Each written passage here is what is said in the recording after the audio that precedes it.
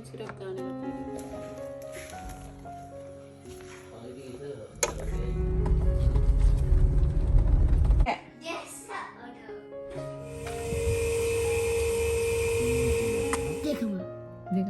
Dekam mixer.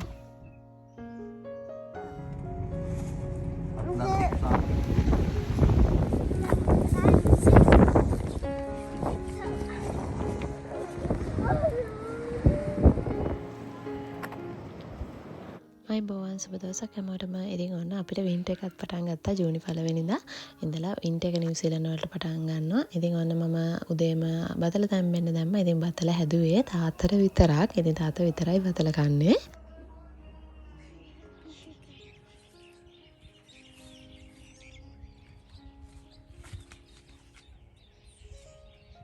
ඉතින් හිටීලා දෙන්න video වල පෙන්වෙන්නේ නැතුනම කට්ටිය අහනවා කෝ දෙන්න ඉන්නවද කියලා. ඕන් ඉන්නවා. ඉතින් මේ සමහර වෙලාවට මතක් වෙන්නේ නැහැ දෙන්නව පෙන්නන්න. ඉතින් හරිම දාංගලේ දෙන්නගේ.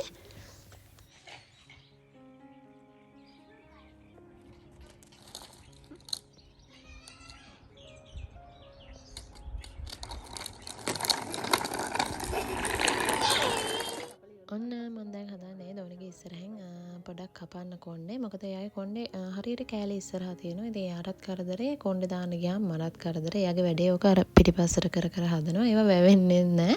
ඉතින් ඒක නිසා මම හිතුවා පොඩක් ඉස්සරහින් කොණ්ඩේ කපනවා කියලා. මේ එහෙම වුණාම එයාටයි මටයි දෙන්නටම ලේසි. එයා නම් කැමති නෑ කිව්වා මුලදී කපපුවාම. පස්සේ ඉතින් කැමති වුණා. මුලදී මේ කැතයි ගගා හිටියා. පස්සේ හැබැයි ඉතින් මේ කට්ටිය ලස්සනයි එහෙම කිව්වට පස්සේ හරි ගියා.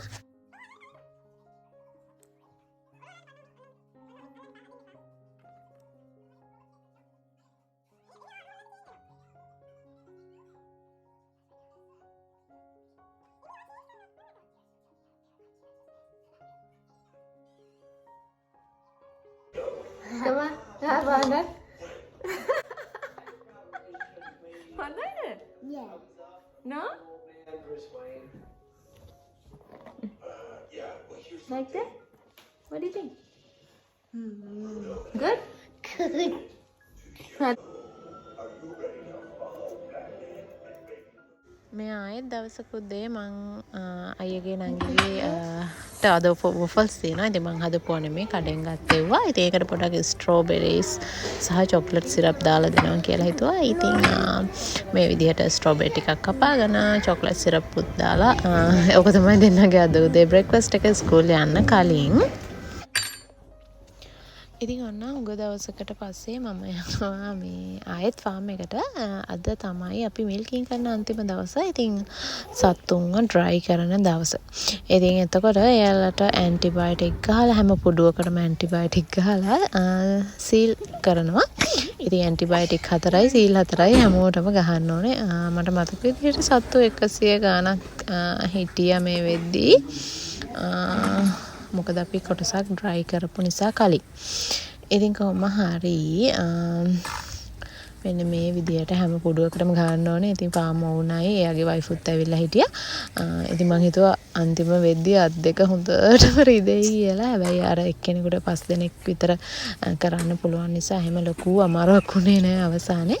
ඉතින් අපි 10යි කාලට පටන් ගත්තේ කොහොම හරි 12:00 වෙද්දී ඉවර කරගන්න පුළුවන් වුණා. ඉතින් මේ පේන සිරින්ජස් ඔක්කොම අපි ගාපුවා. ඉතින් ඊළඟට සත්තු ටික ගිහින් දාලා අපි දෙන්න යනවා ගේට්ස් වහලා එන්න.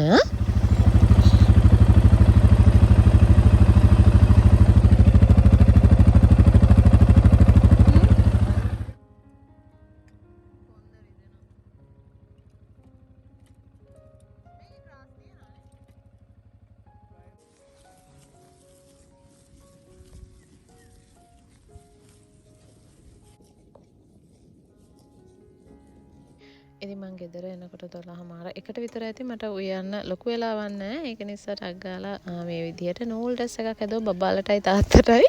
ඉතින් හස්බන්ඩ් මේව කන්න ඕනේ කියපු හින්දා අපි දෙන්නට මේව හදාගත්තා. ඉතින් කලාතුරකින් තමයි මේව හදාගන්නේ අපි දෙන්නට. ඉතින් ඊළඟට ඔන්න දැන් හරි බබාලා පිකප් කරන්න යන්නේ. ඉතින් හස්බන්ඩ් ගෙදර ඉන්න හින්දා එයාවත් ඇදගෙන යනවා.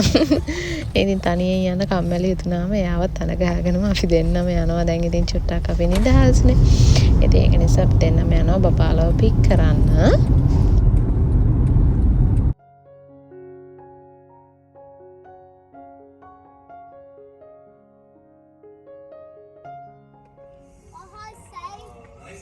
ඔන්න එදා රෑ මේ අපි දැන් ඉන්දියාව හදන්න හදන්නේ. ඉතින් අද අපි දෙන්නගේ 11 වෙනි වෙඩින් ඇනිවර්සරි එක. ඉතින් මේ අවුරුදු 11ක් විතර එකට හිටියා මෙතන මේ ඇනිවර්සරි එක දවසට කේක් හදනවට වඩා හුඟ කාලෙකින් කන්න බැරි වුණු. ඉන්දියාප්පෙකුයි සම්බෝලෙකුයි මේ හදාගෙන කන එක වටිනවා කියලා. ඉතින් අපේ අම්මා ගියාට පස්සේ මේ ඉන්දියාප්ප හදලා නැහැ. ඉතින් අපි දෙන්නට හිතුණා ඇනිවර්සරි එකේ ඉන්දියාප්ප හදලා සමරන්න කේක් හදන්න නැතුව.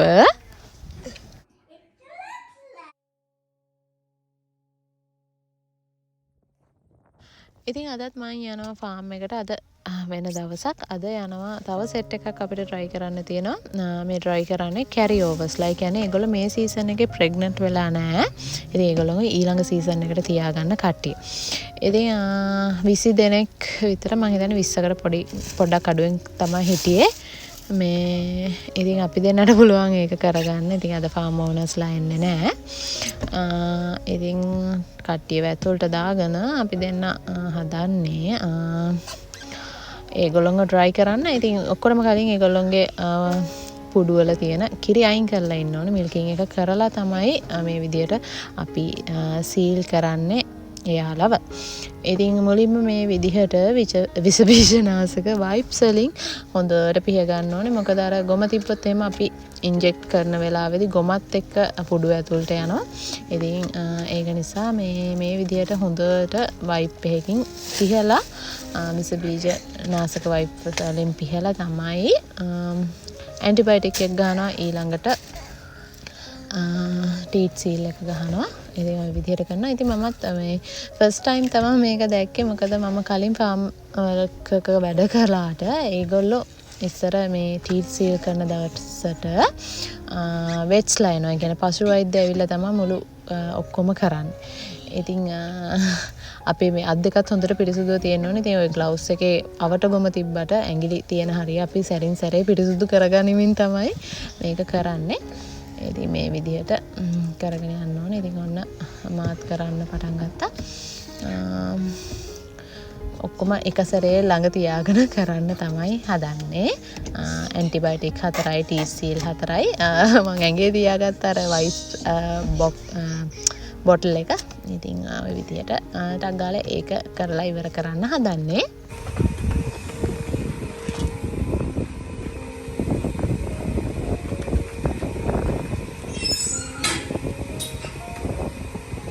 ඉතින් දැන් මින්ට් එක ස්ටාර්ට් වුණ නිසා ඔන්න අපි දරගෙන ෆයර් ප්ලේස් එක පත්තු කරන්න. කොහමද බබාලා අරන් එද්දි මේ සයිලේජ් එකක් පාරේ තියලා ඊට පස්සේ කොහම හරි පාම් වුණාත් ට්‍රැක්ටරේ මොකද්ද වෙලා ස්ටක් වෙලා. දැන් ඊට පස්සේ අපිට යන්න විදියක් නැත. අපි දැන් මේ අපි 3 දෙනා හිර වෙලා ඉන්නේ යන්න විදියක් නැතුව. ඉතින් මේ දැන් ඒගොල්ලෝ ඇවිල්ලා සයිලේජ් එක අයින් කරනකම් විදියක් නැහැ. ඉතින් කොහොම හරි මෝනගේ ට්‍රැක්ටරේට මොකක් හරි වෙලා. ඉතින් අපේ ට්‍රැක්ටරේත් හදන්න අරගෙන ගිහිල්ලා කොහොම හරි අපි හිර වුණා. ඉතින් කොහොම හරි ඔන්න හස්බන්ඩ් ආව බබාලා දෙන්නවා ගිහින් දාන්න. මොකද මම පැය භාගයක් විතර මෙතන හිටියා. ඒ දෙන්නට එපා වෙලා කායක ඇතුලේ ඉඳලා. ඉතින් එයා බයික් එකේ බබාලා දෙන්නව ගෙදරට ගිහිල්ලා දැම්මා.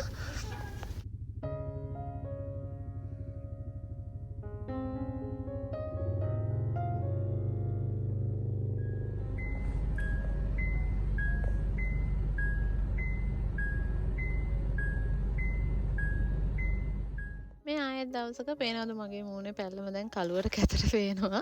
ඉතින් අපි ලෑස්ති වෙන පොඩි ගමනක් යන්න කේප් රේන්ගා යන්න. ඒ කියන්නේ නවසීලන්තයේ උඩම කෙරවලට යන්න හදන්නේ. ඉතින් මම මේ චුට්ටක් බයයි කනපව් විදින්න ආස වුණාට. ඉතින් ඒක නිසා මම ෂීන් එකෙන් ඩොලර් 1යිද කොහෙද 1ටද කොහෙද ගෙන්න ගත්තා. මේ වගේ අර කනේ තියන්න පුළුවන්. ඒක විදින්න නැතුව තියන්න පුළුවන් ඉයරින්ග්ස්. ඉතින් කොමාරි ලෑස්ති වෙන්න හදන්නේ උදේම වැඩ ටික ඉවර කරලා කේප් රේන්ගා යන්න. නවසීලන්තේ උඩටම තාත්තා දැන් ඕගොල්ලෝ මේ වීඩියෝ එක බලනකොට තාත්තා ලංකාවට යන්න පිටත් වෙලා. ඉතින් තාත්තා යන්න කලින් කොහේ හරි එක්කන් යන්න ඕනේ නිසා ටක් ගාලා ලෑස්ති වෙනවා කේප් රේගා යන්න.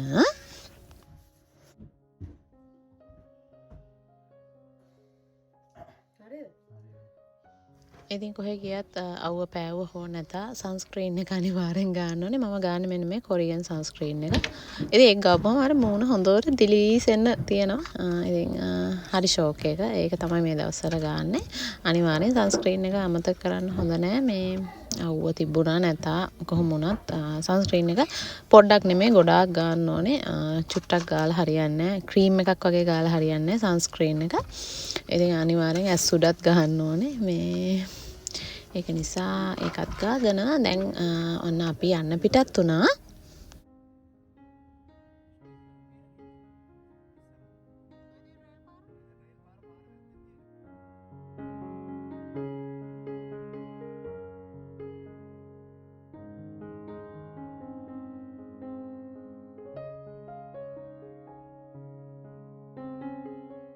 ඉතින් ඔන්න අපි අදාළ තැනට ආවා. ඇවිල්ලා චුට්ටක් ඉස්සරහට යද්දි තමයි තේරෙන්නේ අපි හිතුවට වඩා මෙතන වින්ඩ් එක හින්දා හරිම සීතලයි. ඊට පස්සේ අපි ආයෙ කායකට ගිහලා තව ජැකට්ස් අරගෙන ආවා. ඉතින් මෙතනට ආවම තමයි තේරෙන්නේ මේක ජීවිතේ යන්න ඕනේ බලන්න ඕනේ තැනක් කියලා. ඉතින් හරිම ලස්සන තැනක්. විශේෂයෙන් නිව්සීලන්ත වල නෝර්ත් අයිලන්ඩ් ඉන්නවනම් මේක බලන්න යන්නම ඕනේ තැනක්. නවසීලන්තේ උඩම කෙරවලට සිටියමේ උඩම කෙරවලට. ඉතින් හරිම ලස්සනයි. එන මග වැස්සා. ඉතින් අපි බය හිටියා මෙතන වහීද කියලා. එන පාර එපා වෙනවා. මොකද අපේ ගෙදර ඉඳලා අපිට පැය 3ක ගමනක් නැවති බබාලත් එක්ක එද්දි ලොකු වෙලාවක් ගියා. ඉතින් ඔන්න අපි යනවා හිමීට ඇවිදගෙන මේකේ අර ලයිට් හවුස් එකක් තියෙනවා. ඉතින් ඕක තමයි මේක නිකන් ප්‍රධානම දේ. ඉතින් ඒ තියෙන තැනට හිමීට යනවා. ඉතින් දෙපැත්තෙන් මුහුද පේනවා.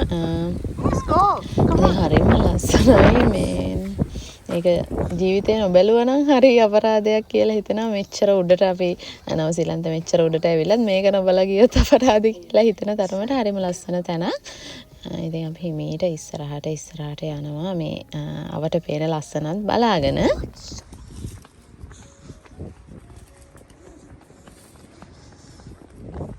ඉතින් ඔයාලට පේනවද දන්නේ මුහුදේ වහිනවා ඈත.